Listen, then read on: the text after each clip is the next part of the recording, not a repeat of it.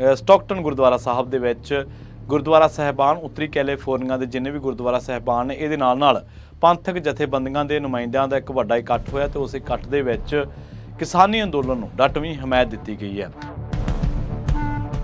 ਸਤਿ ਸ਼੍ਰੀ ਅਕਾਲ, ਤੁਸੀਂ ਜੁੜੇ ਹੋਏ ਹੋ ਪੰਜਾਬੀ ਰੇਡੀਓ USA ਦੇ ਨਾਲ ਤੇ ਇਸ ਵੇਲੇ ਦੀ ਵੱਡੀ ਖਬਰ ਅਮਰੀਕਾ ਦੇ ਕੈਲੀਫੋਰਨੀਆ ਤੋਂ ਆ ਰਹੀ ਹੈ। ਕੈਲੀਫੋਰਨੀਆ ਦੇ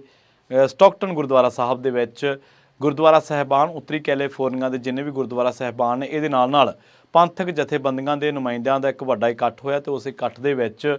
ਕਿਸਾਨੀ ਅੰਦੋਲਨ ਨੂੰ ਡਟਵੀਂ ਹਮਾਇਤ ਦਿੱਤੀ ਗਈ ਹੈ। ਤੇ ਇਸ ਇਕੱਠ ਦੇ ਵਿੱਚ ਇਸ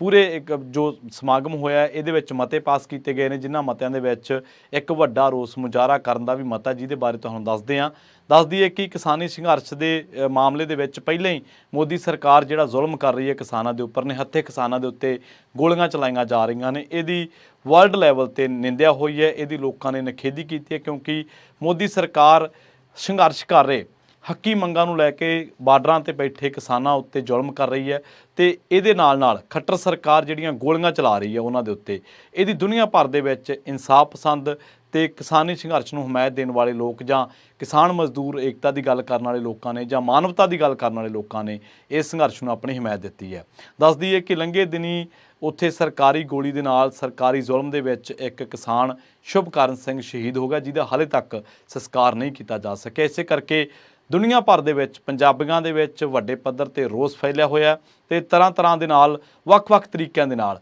ਲੋਕ ਆਪਣਾ ਵਿਰੋਧ, ਪੰਜਾਬੀ ਆਪਣਾ ਵਿਰੋਧ ਦਰਜ ਕਰਵਾ ਰਹੇ ਨੇ। ਵੱਡੇ ਪੱਧਰ ਤੇ ਸਿੱਖ ਜਥੇਬੰਦੀਆਂ ਆਪਣਾ ਵਿਰੋਧ ਦਰਜ ਕਰਵਾ ਰਹੀਆਂ ਨੇ। ਕੈਲੀਫੋਰਨੀਆ ਦੇ ਸਟਾਕਟਨ ਗੁਰਦੁਆਰਾ ਸਾਹਿਬ ਦੇ ਵਿੱਚ ਪੰਥਕ ਜਥੇਬੰਦੀਆਂ ਤੇ ਗੁਰਦੁਆਰਾ ਸਾਹਿਬਾਨ ਦੀਆਂ ਕਮੇਟੀਆਂ ਦੀ ਇੱਕ ਵੱਡੀ ਮੀਟਿੰਗ ਹੋਈ ਹੈ ਗੁਰਦੁਆਰਾ ਸਾਹਿਬ ਦੇ ਵਿੱਚ ਤੇ ਉਸ ਮੀਟਿੰਗ ਦੇ ਵਿੱਚ ਕਿਸਾਨੀ ਸੰਘਰਸ਼ ਦੀ ਡਟਵੀਂ ਹਮਾਇਤ ਕੀਤੀ ਗਈ ਹੈ ਤੇ ਮੋਦੀ ਸਰਕਾਰ ਨੂੰ ਰੱਜ ਕੇ ਲਾਹਣਤਾਂ ਪਾਈਆਂ ਗਈਆਂ ਨੇ। ਇਹਦੇ ਨਾਲ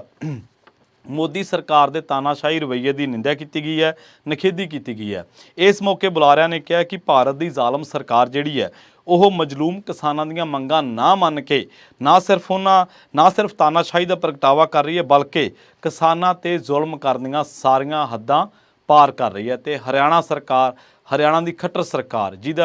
ਜਿਹੜੀ ਵਿੱਚ ਬਿਨਾਂ ਵਜ੍ਹਾ ਟੰਗ ਅੜਾ ਰਹੀ ਹੈ, ਜਿੱਥੇ ਕਿਸਾਨਾਂ ਨੂੰ ਲੰਘ ਦੇਣਾ ਚਾਹੀਦਾ ਹੈ, ਇਹ ਸਾਰੇ ਸੰਵਿਧਾਨਕ ਸਾਰੇ ਕਾਨੂੰਨੀ ਹੱਕ ਜਿਹੜੇ ਆ ਜਾਂ ਹੋਰ ਗੱਲਾਂ ਸਾਰੀਆਂ ਤੋਂ ਟੱਪ ਕੇ ਸੰਵਿਧਾਨ ਤੋਂ ਵੀ ਉੱਪਰ ਦੀ ਹੋ ਕੇ, ਕਾਨੂੰਨ ਤੋਂ ਵੀ ਉੱਪਰ ਦੀ ਹੋ ਕੇ, ਅਦਾਲਤਾਂ ਤੋਂ ਵੀ ਉੱਪਰ ਦੀ ਹੋ ਕੇ ਇਹ ਜ਼ਾਲਮ ਸਰਕਾਰ ਹਰਿਆਣੇ ਦੀ ਕਿਸਾਨਾਂ ਦੇ ਰਾਹ ਰੋਕ ਕੇ ਬੈਠੇ ਤੇ ਉਹਨਾਂ ਤੇ ਗੋਲੀਆਂ ਚਲਾ ਰਹੀ ਹੈ। ਉਸ ਤੋਂ ਬਾਅਦ ਇਹ ਕਿਹਾ ਗਿਆ ਕਿ ਸਾਡੇ ਬੁਲਾਰਿਆਂ ਨੇ ਕਿਹਾ ਕਿ ਸਾਡੇ ਜੋ ਪਰਿਵਾਰਾਂ ਦੇ ਨਾਲ, ਸਾਡੇ ਜੋ ਕਿਸਾਨ ਭਰਾਵਾਂ ਦੇ ਨਾਲ, ਸਾਡੇ ਜੋ ਮਜ਼ਦੂਰ ਭਰਾਵਾਂ ਦੇ ਨਾਲ ਉੱਥੇ ਧੱਕਾ ਹੋ ਰਿਹਾ, ਅਸੀਂ ਉਹਨੂੰ ਬਰਦਾਸ਼ਤ ਨਹੀਂ ਕਰਾਂਗੇ ਤੇ ਇਹਦੀ ਜੰਮ ਕੇ ਇਹਦੀ ਕਰੜੇ ਸ਼ਬਦਾਂ ਦੇ ਵਿੱਚ ਨਿੰਦਾ ਕਰਾਂਗੇ। ਉਹਨਾਂ ਨੇ ਕਿਹਾ ਕਿ ਇਹ ਧੱਕਾ ਹੋ ਰਿਹਾ ਤੇ ਬੰਦੀ ਸਿੰਘਾਂ ਦੀ ਰਿਹਾਈ ਤੇ ਕੌਮੀ ਘਰ ਖਾਲਿਸਤਾਨ ਦੀ ਪ੍ਰਾਪਤੀ ਦੇ ਲਈ ਇੱਕ ਰੋਸ ਮੁਜ਼ਾਹਰਾ 9 ਮਾਰਚ